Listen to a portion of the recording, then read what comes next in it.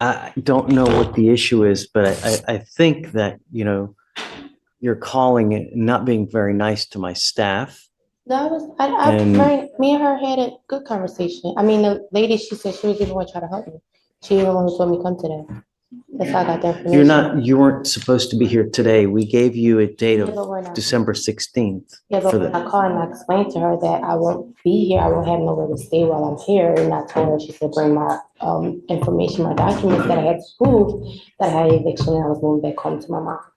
So how can I be here on December 16th if I'm leaving on the 15th? You've got this case open, right? So you can't just I know that's. move and leave without taking care of this first, I know, but that was already arranged. That's why I called and did due diligence to say, hey, how do I go about this process? Okay, so you need a lawyer, right? We spoke about that last time. That's why I brought everything to show that I have an eviction. How can I pay for a lawyer? I don't even have the money for one. And If I remember last time you came here, you said you have your own business. You've got because I have business that 4 doesn't mean I trucks. make money. Yeah, that I you've did, got. but I'm here because the guy who I'm here for ruined that truck, totaled the truck, and I don't have it. I never got it back. That's why I'm here. My livelihood was ruined by the guy that I'm here for. Right here, you can feel the clash between real life and legal process. She's facing eviction, lost her business, and is basically saying, I'm doing everything right. Why isn't the system helping me? The judge, meanwhile, is focused on one thing. The case is open, so you can't just leave. Legally, courts expect you to handle your charges before leaving the jurisdiction. Emotionally, it sounds harsh. What do you think? Should judges be more flexible when someone's entire life is collapsing? Or is rules are rules the only way to keep the system fair? You've been now charged with terroristic threat. That's fine. You've been filed on for this case. I just came here to respectfully see how can I go about the process that a person, when I called, a rep told me to do this. So I came here to respectfully go about the process the right way, so I don't miss court. Paper says if you can't make it to do your due diligence, so I'm doing my due diligence, and I'm not getting the, I guess, response or help. I don't know. Okay, so you work now currently, right? My livelihood, no, my livelihood, my work was my truck. It is ruined, it is gone. I have no work. The guy I was here for that worked with me crashed and totaled my truck, which means my work, my only livelihood, my business is ruined. What were you doing before? I had my business for 6 years. Doing what? Running a commercial fleet service, 26-foot box trucks. Okay, and how much money were you making a month? Monthly, after pay, I would say maybe 8,000. And that's including paying for the truck note, truck insurance, and rent. Okay, so how much money do you make now a month? I haven't made money since he trashed my truck, which was what, September 28th or something like that? So you tell me you've been out of work since September, I have been getting help now from in my mom. November? I've been out, I don't have work, I had a business. How do you support yourself now? Family is helping me, which is why I say I'm going back home to my mother who's helping me. I Okay, worked very hard in my life. I'm not a dummy. I have degrees. I worked very hard in my life. I worked for American Red Cross. I also have a phlebotomist certificate. I also have a real estate license. I'm not dumb, stupid, or slow. You're not talking to no one who's sitting here in front of you claiming something. I've worked hard in my life with the American Red Cross for 12 years. Not dumb, stupid, or slow. I opened a business. I started a business, and the man ruined my business. And I'm here for free. Yes, I did. If you call it a terrorist there, call it what you want. Someone ruined my livelihood that I worked very hard for, would not return it. I don't have the keys to my livelihood, $72,000 truck with a loan still on it that I still have to pay for. I don't have it. I can give you an application for an appointed lawyer. We need you to fill it out. Don't just put zeros. I need to know everything about you, how much money you have at the bank, how many cars you have, house, mutual funds, stocks, bonds, IRAs. Just fill it out and I'll take a look if you qualify. And if you qualify. Again, if I'm not going to be here, I have an eviction. I don't know what more you need to see if you need me to miss court because I'm not going to be here or be sleeping on the street. I don't know if that's what you want from me. That's not how I live my life. That's not how I went to school to plan to live my life. I don't know if you want me here living on the street. make it to court December 16th, but again, if I have an eviction that I brought to you from a community complex, a legal document, where do you want me to take it to December 16th? You can't just take off. I did not say that. That's why I am here to ask you the correct procedure. That's why I am here. I came here to ask you to do my due diligence, so I don't just take off. I could have a million people just take off. I'm doing my due diligence, and I'm just not getting the proper, I guess, or respectable response. I don't appreciate your passive aggressive. I'm sorry. I'm just trying to do my due diligence, and you're just saying, I don't know. I know that you're touting the due diligence word, and Listen to this part carefully. This is where the judge subtly shifts from legal mode to life lesson mode. He's basically saying, I'll help you with a court-appointed lawyer, but your attitude has consequences. In practice, judges notice how you talk to staff, coordinators, and the court. It doesn't decide guilt or innocence, but it absolutely affects how much patience the system has with you. I've told you also repeatedly that you need a lawyer to represent you. The lawyer can give you guidance. I cannot. I can't give you legal advice. I cannot give you guidance. I can only tell you that you need a lawyer, what you're charged with, what you're facing, the bond conditions that you have. At this point in the game, it's lawyer. You need a lawyer. I've told you that you need to go hire one. You're telling me that you don't have money, that you've not worked since September. So the next stage is I give you an application to fill out. And I'm going to give you an application to fill out, but don't give it to me with all zeros because I'm going to send it back to you.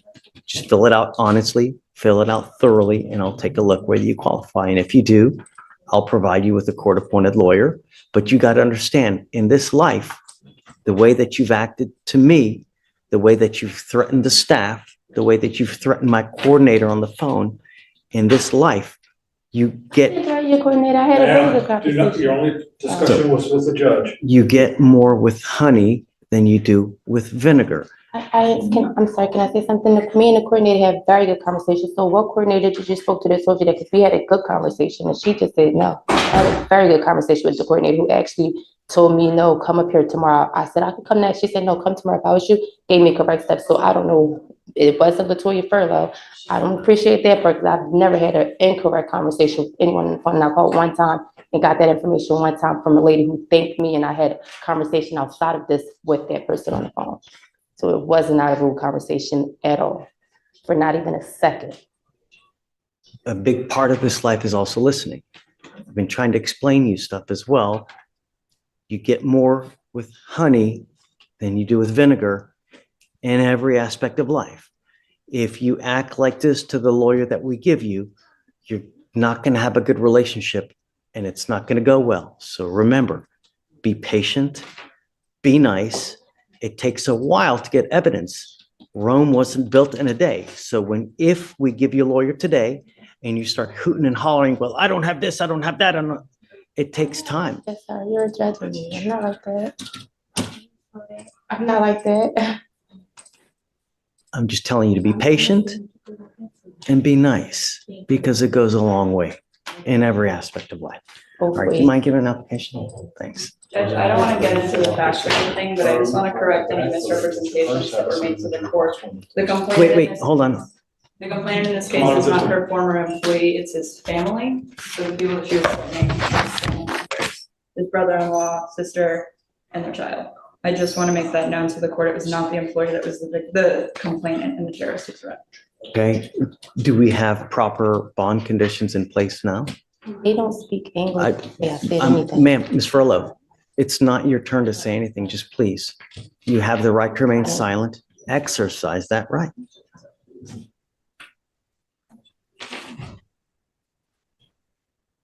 It looks like there's a no contact as part of the bond conditions, which I think is. On the appropriate complaining witness? Yes, Judge. Okay, all right, so ma'am, if you just mind, be so kind to take a seat.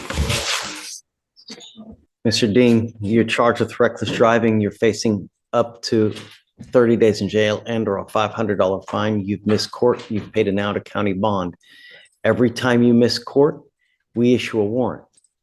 And all you do is end up enriching bonding companies every time you miss court. That's all you're doing. So if you like to throw money away, keep missing court. That was a mistake. That was my part. I'm letting you know, every time you miss, we issue a warrant, and every time it triples or quadruples. Do you understand? Yes, sir. So the next time it's probably going to get hit 5,000 plus. I understand. Now, do you have a lawyer today? You need a lawyer to represent you in this case. You're facing quite a bit of time, not to mention collateral consequences with a conviction like this. So You need to bring your driver's license, a new driver's license, and a copy of my insurance. okay, that is to be able to drive, but you still need a lawyer to represent you in this case. Have you sought out or reached out to any lawyers? Yeah, but Have you hired a lawyer yet? No. You need to do that. So what we're going to do is we're going to give you time for you to do that. We're going to reset your case for a month. We need you to go out, reach out to lawyers, and when you come back, you need to have a lawyer representing you. Do you understand? Yes. Okay. Can you run his license to see if it's valid? Yes, Judge. And then do you mind grabbing his insurance? Insurance.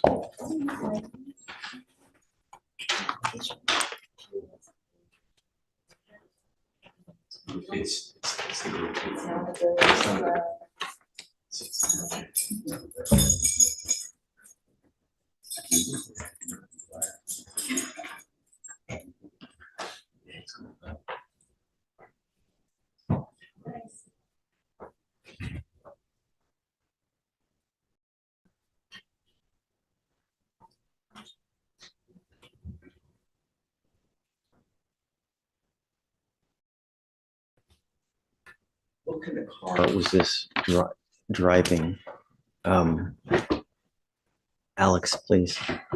Let me pull up the. So this card, you're only covered on a 2007 Chevy Suburban. You understand that? So that's the only car that you can drive. So don't drive any other car. Do you understand that? All right, I will take off the.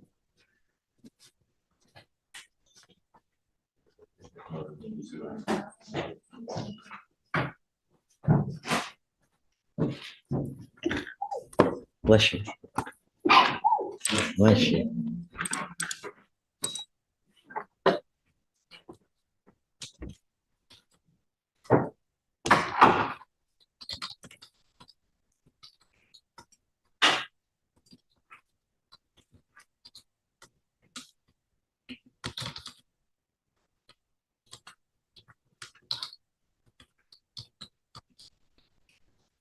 I will take off the bail condition that you can't drive. You're now allowed to drive. Make sure that it's that car.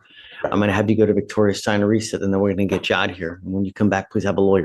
Don't miss court again because your bond is just going to go a lot higher. You understand? Okay, sir.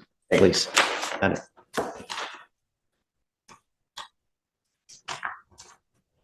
All right, Judge, page 12, Fontenelle. He's present on council, Judge. May we approach? Of course. Hi, Mike. How are you? Good, how are You should have let us know. We would have hit you first, you know? I didn't realize you were here on an arraignment. Being patient. This is a turning point. The judge has just taken away his privilege to drive, and he's not softening the message at all. After a case like this, driving isn't just a casual act anymore. It becomes a legal risk. Every time he drives, he could be looking at jail time, more fines, and a record that sticks for years. The "I don't care if Jesus needs a ride to church" line is basically the judge saying no excuses under any circumstances. Do you think losing your license this quickly is a fair consequence here? Or should there be more room for second chances before it gets this strict? Good morning, Mr. Fontenot. Sir, you're charged with driving while intoxicated. You're facing up to 6 months in jail and or a $2,000 fine. We're going to do probable cause. You have the right to remain silent. Anything you say can or will be used against you. You have the right to have an attorney present. If you cannot afford one, one will be appointed to you, sir. Yes, Judge. Okay. On November 17th, 2024, the officer responded to a medical assistance call at a public roadway in Harris County, Texas. Upon arrival, the officer observed the defendant's motor vehicle stationary in a moving lane of traffic. The defendant was asleep in the driver's seat of the vehicle while it was still in drive. The officer observed 3 open containers inside the vehicle in plain view, all of which were cold to the touch. Drinking while driving? Yes, Judge, all cold to the touch. And after several attempts at waking the defendant, the officer broke the back passenger side window and placed the vehicle in park. When the defendant woke up, the standard field sobriety tests were performed. HGN 6 out of 6, walk and turn 4 out of 8, one leg stand 1 out of 4. DIC were read, but the defendant refused. Blood search warrant was obtained and executed. Any priority to BIs? No, Your Honor. Mr. Fontenot, I'm going to find that there's probable cause to go forward with the case. Do you have a Texas driver license? Yes, sir. I'm now taking away your privilege to drive. You're not allowed to drive for the foreseeable future. Do you understand? And I would hope that you recognize it's elementary that you're not to have alcohol in the car while you are driving. If I find that you consume alcohol, if I find that you use illegal drugs, I will put you in jail. You will not get any more PR bonds. You will be signing an affidavit with me today promising me you're not going to drive. And I don't care if Jesus needs a ride to church. You get into a car and drive, I can have a contempt hearing. You can be facing up to 6 months in jail and a $500 fine every time you drive. Do you understand? Yes, sir. Mike, when I know that he appreciates the awesome power and privilege it is to drive, I will allow him to drive. But until that point, and you coming up here telling me, oh, I've learned my lesson, means nothing to me. Actions speak louder than words. Heed this warning. You will not get another one. Do not drive. Do you understand? Particular, the court wants him to do to demonstrate that. I don't know, creativity goes a long way, but I want you to appreciate what it is to be able to drive. Living in a city as big as Houston without the ability to drive blows. Do you understand? And I want you to appreciate that and understand that.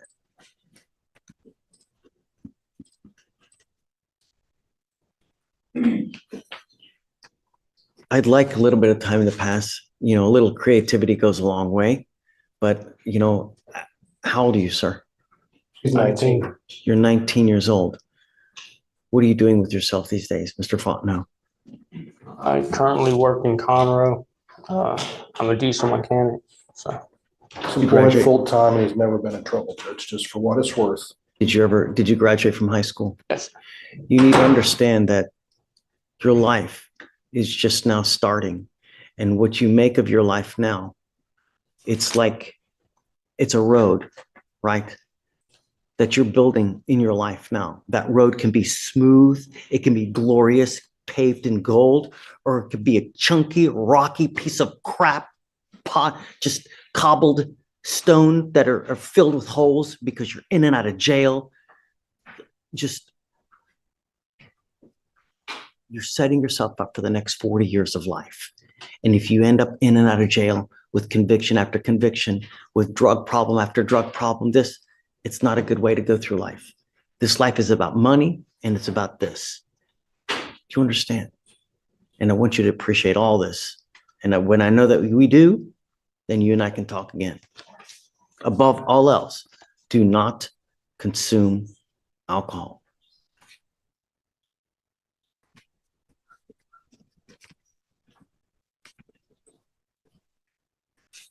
You have a lawyer. Because you have a lawyer, I will waive your appearance. It is your responsibility to stay in touch with Mr. Trent, and he will tell you when you have to come back to court. If he tells me he can't get a hold of you because you're playing games, I will issue a warrant for your arrest. You pick up a new case, violate conditions, don't stay in contact. We're not going to have a good experience here. If you do as you should, then hopefully we'll come out of this unscathed. Do you understand? Do you have any questions? Okay. All right, guys. I'll have him sign the affidavit. We'll have him go sign a receipt of Victoria. You'll get with Fleischer your bond conditions, and after that, you're free to go. Judge, please, the court, I'll probably bring him back in about 30 days, just so you can check his progress. Certainly can. Let's see how things are going. But him coming up here and just saying that I missed my license, I want to see some kind of proactivity. Okay. All right. All right. Okay. Thank you. Good luck to you, sir. You excused? Yes, sir. Thank you, Mr. Trent. All right, page 23. Mr. Tovar. Good morning. Sir, you're charged with driving on a suspended or revoked license. You're facing up to 6 months in jail and or a $2,000 fine. We're going to do probable cause. You have the right to remain silent. Anything you say can or will be used against you. You have the right to have an attorney present. If you cannot afford one, one will be appointed to you, sir. Okay. On November 11th, 2024, officers observed the defendant's motor vehicle traveling with tail lamps emitting a white light in violation of Texas Transportation Code 547.322, which require a red light. Traffic stop was initiated. Officers ran a Texas license plate through NCIC, revealing the insurance to be unconfirmed. Officers made contact with the driver and sole occupant of the vehicle, the defendant. The defendant displayed a Texas ID, stating he did not have a Texas driver's license because he had to pay $300 to get another one. Officers ran the ID, finding the Texas driver's license to be ineligible and expired as of December 2020.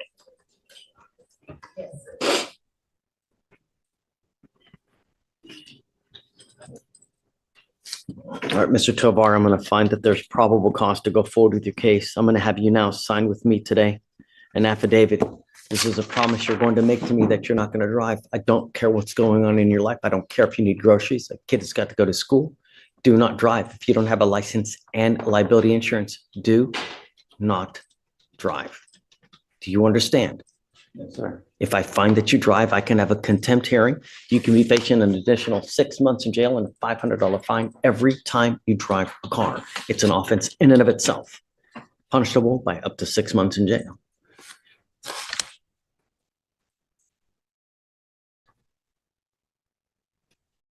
If you want to drive, go get a license, get liability insurance, and then we can talk. But until that point, if you drive, it's really just not going to go well for you. Do you understand? Yes, sir. We're going to reset your case to give you time to hire a lawyer. I'm not going to put any conditions on your bond other than you not driving. I will have you come up here, swear to us you're not going to drive, get you to Victoria, sign a reset, and then you're free to go. Don't drive. Don't. Do you understand? Okay, come on.